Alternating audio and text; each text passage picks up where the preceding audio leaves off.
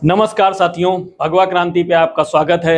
आज हम जो टॉपिक लेकर के आ रहे हैं वो टॉपिक वैसे हम लाना नहीं चाहते थे, पर क्योंकि हमारे जो है यूट्यूब चैनल, ट्विटर पे और फेसबुक पे तीनों जगह पे मुस्लिम युवक गंदे गंदे कमेंट्स नीचे करते हैं। तो वो कमेंट्स इस प्रकार से होते हैं कि राजपूतों ने मुगलों से जो है अपने रिश्ते किए थे। तो इन कमेंट्स को पढ़ने के बाद में आज उनको हम एग्जैक्ट जो जवाब है वो देने जा रहे हैं कि पहले शादियां किसने की थी और पहले जो है रियलिटी में किसने जो है अपने यहाँ की बेटियों की शादियां किससे की थी और कौन घबरा गया था, कौन डर गया था। तो इस विषय को हम लोग एकदम जो भी विषय होगा उसको आप लोग जैसा कि हम बताएंगे उसका चाहें तो जितने भी मुस्लिम युवक इस वीडियो को देखते हैं वो गूगल करके उसको पढ़े नाम को बप्पा रावल जी का, और फिर बताएं कि क्या कैसे उन्हें कमेंट करने चाहिए। इस पूरी वीडियो को सुनने के बाद कमेंट में अच्छे से बताइएगा आकर के कि बप्पा रावल जी रिश्ते में उनके क्या लगते हैं। ठीक है, तो अब हम लोग बप्पा रावल जी के बारे में आपको बताएंगे। बप्पा रावल जी, जो आपने नाम सुन रखा महाराणा प्रताप और राणा सांगा या राणा कुंभा जी का, तो राणा कुंभा जी और राणा सांगा और राणा प्रताप, इन तीनों के बारे में आपको पहले से ही पता है। फिलहाल हमने वीडियो महाराणा प्रताप जी के बारे में आपको बता दिया है, राणा सांगा के बारे में बता दिया, राणा कुंभा जी का वीडियो हम लोग बाद में लाएंगे। आज का जो वीडियो पूरा ही बप्पा रावल जी पे बेस्ड रहेगा और इनके वीडियो में इन्होंने कितने युद्ध लड़े इस पे आज का वीडियो नहीं रहेगा।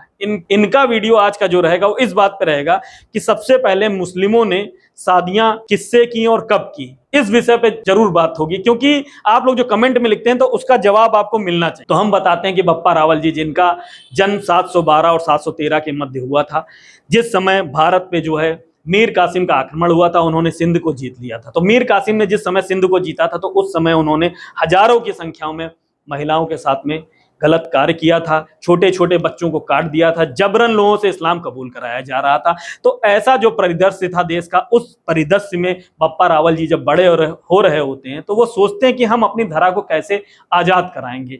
धीरे धीरे वो बड़े होते हैं, तो बड़े होते होते जब वो सैन्य शिक्षा लेते हैं और धीरे धीरे अपनी सैन्य टुकड़ी इकट्ठा करते हैं, और एक बार वो जिसे बोलते हैं आप महाराणा प्रताप जी का जो वंश है, गोहिल वंश, उसकी स्थापना करते हैं और मेवाड़ पे उनका एक राज्य स्थापित हुआ था। जब मेवाड़ पे वो अपना राज्य स्थापित कर लेते हैं तो वो सोचते हैं अब कैसे इस देश में सिंध को वापस से आजाद कराना है। तो इसलिए वो उस समय के जो मजबूत शासक होते हैं गुर्जर प्रतिहार वंश के नागभट्ट से वो सैन्य सहायता की बात करते हैं और वो अपना पूरा उद्देश्य बताते हैं कि हमें सैन्य सहायता किस लिए चाहिए। नागभट्ट उनको सैन्य सहायता देने के लिए तैयार हो जाते हैं और अपने प्रमुख जो सेनापति होते हैं उनको भी साथ में भेजने के लिए तैयार हो जाते हैं। इसके बाद उनकी बातचीत होती है विक्रमादित्य द्वितीय से, और जो कश्मीर के शासक होते हैं ललितादित्य मुक्तापीठ, ये दोनों भी उनको सैन्य सहायता देने के लिए तैयार हो जाते हैं। अब एक ठीक ठाक सेना लेकर के बप्पा रावल जी का दूसरा नाम कालभोज भी है। कालभोज नाम इसलिए आपको बता रहे हैं क्योंकि कई कहानियां इनकी जो है वो आपको कालभोज के नाम से मिलेंगी। क्योंकि आप लोग, मैं जानता हूं कि आप लोग सर्च करते हैं तो सर्च में आप लोगों को दोनों नाम पता होने चाहिए।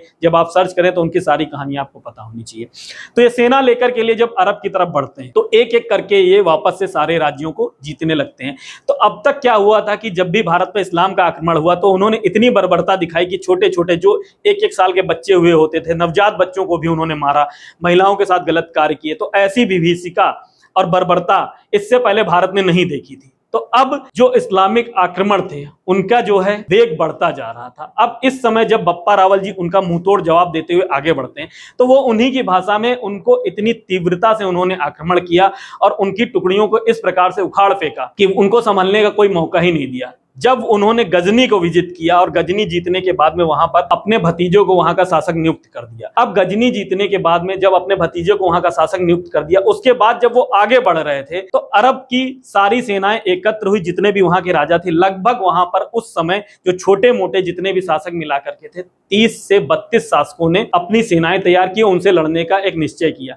उसके पहले उनको बताया गया कि यहाँ पर अगर आप जो है उस समय, क्योंकि हम आपको बता रहे हैं क्योंकि अरब से नए नए आक्रमण हुए थे और वहां तक है क्योंकि पहले भी सनातन धर्म था तो वहां के मंदिर थे, तो उन लोगों ने बता रखा था कि अगर आप भारतीय मंदिरों को, कुछ मंदिर शेष रखिए कि जब भी भारतीयों की तरफ से आक्रमण होंगे तो उन मंदिरों को उनको दिखा करके कि इन मंदिर को हम तोड़ देंगे, उन आक्रमणों को रोका जा सकता है। तो दो ऐसे प्रसिद्ध मंदिर होते हैं जिनको तोड़ने की बात अरब के लोग करते हैं कि आप अपने आक्रमण को रोक दीजिए वरना हम इन मंदिरों को तोड़ देंगे। तब बप्पा रावल जी अपनी सेना से कहते हैं कि इतने मंदिर तोड़े जा चुके हैं, इतनी माताओं की अस्मिता को लूटा जा चुका है कि अब यहाँ पर आकर के हम लोगों को रुकना नहीं चाहिए, हम लोगों को इनको पूरा हरा करके ही वापस जाना चाहिए। तब उस संघ से वो युद्ध लड़ने का पूर्ण निश्चय करते हैं। वो कहते हैं मंदिर को हम लोग पुनः स्थापित करेंगे और यहाँ पर आज हम लोग जीत करके ही जाएंगे। तो बप्पा रावल जी उस पूरे एक मजबूत संघ को अपनी सेना के द्वारा एक भीषण युद्ध में बुरी तरीके से पराजित करते हैं। और वह उन सभी शासकों को, जिन शासकों ने मंदिर तोड़ने की बात की थी और मंदिर तोड़े थे, उनको मृत्युदंड देने के लिए आगे बढ़ते हैं। तब रात्रि का समय होता है और बप्पा रावल जी रुक जाते हैं, क्योंकि रात्रि में आप जानते हैं कि सनातन परंपरा के तहत युद्ध नहीं किया जाता। तो बप्पा रावल जी जब रात्रि विश्राम कर रहे थे अपने शिविर में, उसी समय मुस्लिम शासक सभी मिलते हैं और वो सोचते हैं कि हम लोग अब कल अपनी प्राणों को कैसे बचाएंगे। तब उस समय उन्हीं मुस्लिम शासकों के बीच में एक मुस्लिम शासक होता है जो बताता है कि ये राजपूत लोग हैं। उस समय तक का, वैसे मैं आपको बता दूं, राजपूत शब्द यूज नहीं होता था। तो वो कहते हैं ये भारत के लोग हैं, ये अपने सगे संबंधियों पे कभी भी आक्रमण नहीं करते हैं और उनकी रक्षा करते हैं। तो मुस्लिम जो शासक होते हैं वो कहते हैं कि हम लोग उनके कौन से सगे संबंधी हैं जो हम पे वो लोग आक्रमण नहीं करेंगे। तब वह जो मुस्लिम शासक होता है वो कहता है कि अगर हम लोग अपनी जो है बेटियों की शादी इनसे कर देते हैं तो ये हम पे आक्रमण नहीं करेंगे। तब वहां निश्चय हुआ कि अगर एक लोग शादी करते हैं तो बाकी के जो 30-32 शासक बच जाएंगे, उनके ऊपर आक्रमण हो जाएगा। तब क्या होता है, ये निर्णय होता है कि एक प्रस्ताव भेजा जाता है कि हम लोग आपके साथ में वैवाहिक संबंध स्थापित करना चाहते हैं। तो अगले दिन एक बढ़िया सा जो है दरबार सजाया था, जिसमें बप्पा रावल जी को राज सिंहासन पर बैठाया था और बाकी सभी जो मुस्लिम शासक होते हैं वो उनके सामंत बनके उनके सामने बैठते हैं। और लगभग 35 जो मुस्लिम राजकुमारियां होती हैं, उन 32 जो मुस्लिम राजा होते हैं, उन 35 राजकुमारियों के साथ में उनका विवाह करने का निश्चय होता है। तो बताया जाता है कि एक साथ इतने लोगों से कैसे विवाह होगा। तो राजपूतों में एक प्रथा प्रचलित होती है, जिसको आपने कई पिक्चरों में देखा भी होगा, जिसमें क्या होता है, राजपूत लोग अपने कृपाण या जो उनके पास में तलवार से छोटा एक जो होता है, जो चक्कू के टाइप का होता है, छोटा सा होता है। आपने बाजीराव की जो पिक्चर होगी बाजीराव मस्तानी में, उसमें भी इसी तरीके का जो है दिखाया गया है कि विवाह इस तरीके से होता है। तो उनके लिए उस समय उनके 35 जो है तलवारें मंगवाई जाती हैं और 35 तलवारों के साथ में उन 35 राजकुमारियों को पकड़ा करके उनकी एक तरीके की सांकेतिक शादी कराई जाती है। तो अब आप सोचिए 35 राजकुमारियां एक साथ बप्पा रावल के साथ शादी होती है। अत्यधिक उनको जो है सोने चांदी उनको जो है दहेज के रूप में मिलता है, यानी कि उनको भेंट के रूप में वो लोग दे करके वहां से अपने जो है दामाद को विदा करते हैं। यहाँ पे आप याद रखिएगा, पहले जो दामाद बनते हैं वो कौन बनते हैं, बप्पा रावल जी। तो मुस्लिम शासकों के पहले दामाद बप्पा रावल जी बनते हैं, जो 35 राजकुमारियों के साथ में वापस लौट करके मेवाड़ आते हैं। यहाँ पर मेवाड़ आकर के उनके जो है भव्य स्वागत होता है और उसके बाद में बप्पा रावल जी यहीं नहीं रुकते हैं। आप अब ये सोचिए कि 35 रानियों के अलावा बप्पा रावल जी की लगभग 100 रानियां होती हैं, जिनमें से लगभग 35 में आप कुछ और इंक्लूड कर दीजिए, 78 राजकुमारियां जो हैं, जो रानियां हैं, राजकुमारियां पहले थी अब रानियां बन गई हैं, तो 78 मुस्लिम रानियां होती हैं उनकी। तो सबसे पहले जो है मुस्लिमों ने जो है बप्पा रावल जी के इतने भयानक आक्रमण से जो है डर करके अपनी राजकुमारियों की शादियां उनसे की थी।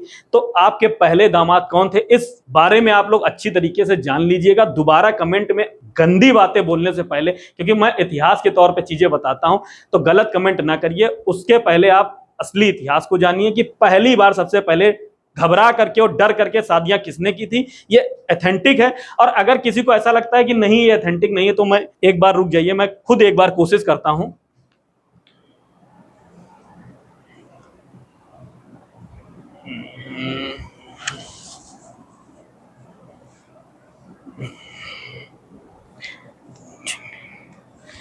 मैं यहाँ पे आपको दिखा देता हूं कि बप्पा रावल जी की कितनी मुस्लिम रानियां थी। तो मैं यहाँ पे गूगल करता हूं और गूगल करने के बाद में अगर बप्पा रावल जी की पत्नियों के बारे में आप खुद देखिए। कहा जाता है कि बप्पा रावल आज के पाकिस्तान के शहर रावलपिंडी का जो शहर है, हाँ ये बात भी आपको बता दें, जो पाकिस्तान का रावलपिंडी का शहर है वो बप्पा रावल जी के ही नाम पर बसाया गया शहर था। और बात ये नहीं है कि उनके नाम पे बसाया गया शहर था, बात ये है कि उनकी मुस्लिम रानियां कितनी थी। आज का विषय ही यही है। तो यहाँ देखिए 35 मुस्लिम रानियां थी, मैं इस साइड थोड़ा आया था, लगभग उनकी 100 पत्नियां थी, वही उनकी 35 मुस्लिम रानी थी। ये शुरुआती दौर की 35 रानियां बताई गई हैं जो सबसे पहले उनसे विवाह किया गया था। तो अब इस चीज को आपको कहीं पे भी इतिहास की बुकों में या कहीं पे भी गूगल वगैरह पे जहां पर भी आपको सर्च करना है आप सर्च करिए। और मैं सबसे पहले एक चीज और कहना चाहूंगा जितने भी मेरे राजपूत भाई हैं उनसे, कि आपका लगभग, क्योंकि आप लोग इतिहास को गहनता से नहीं पढ़ते हैं, तो अक्सर मुस्लिम लड़के जो है बहस में आपसे इसी बात का जिक्र करके आप लोगों को मुंह चुप करा देते हैं। तो बप्पा रावल जी का नाम याद रखिए। उनकी 35 जो मुस्लिम रानियां थी, आखिरी में 78 हो गई थी, पर आप 35 को बिल्कुल ध्यान रखिए। जब भी आपसे इस तरीके की कोई बात करता है तो उनको तुरंत बताइए कि बप्पा रावल जी पहले ऐसे व्यक्ति थे जिन्होंने अरब तक्का का आक्रमण करके सभी प्रदेशों को जीता, और उनसे डर करके वहां के जितने भी मुस्लिम शासक थे किसी की भी इतनी दम नहीं पड़ी कि उनको रोकता। उन्होंने उल्टा उनके साथ में अपने वैवाहिक संबंध स्थापित किए, अपनी राजकुमारियों से उनकी शादियां की, और ये 35 मुस्लिम रानियां उनको भेंट स्वरूप प्रदान की गई। तो इस विषय को हम लोग यहीं पे खत्म करते हैं। कल से हम लोग दोबारा से जो है, जो असली इतिहास है जिस पे हम लोग अभी तक बात कर रहे थे कि हमारे जो ऐसे योद्धाओं जिनके बारे में आप लोग अब पढ़ना बंद कर दिया है, तो उनको हम वापस से बताएंगे। कल हम फिर से जो है एक योद्धा को लेकर के आएंगे, उसके बारे में बताएंगे। और दोबारा से अगर कमेंट में अगर किसी ने गलत बात बोली तो इसी तरीके से हमारे पास अभी एक ये कहानी नहीं है, इसके बाद से हमारे पास ऐसी बहुत सी कहानियां हैं कि मुगल साम्राज्य स्थापित कैसे हुआ था, उन्होंने किनसे अपनी जो है बहनों और बेटियों की शादी करके अपने साम्राज्य को सुदृढ़ किया था। उन्हीं के बाबरनामा से लेके उनकी जो प्रसिद्ध पुस्तकें हैं सबके रेफरेंस देकर के आपको ऑथेंटिक चीजें बताएंगे कि आपका साम्राज्य स्थापित कैसे हुआ था। तो अगर खुद को दोबारा से इस तरीके से आप लोग नहीं करवाना चाहते हैं, मुस्लिम युवकों के लिए ये चीज कह रहा हूं, तो गलत कमेंट ना करिएगा। ऐतिहासिक रूप से जो बात हम बोल रहे हैं उसी पे फैक्ट के साथ में आप बात करिएगा। धन्यवाद।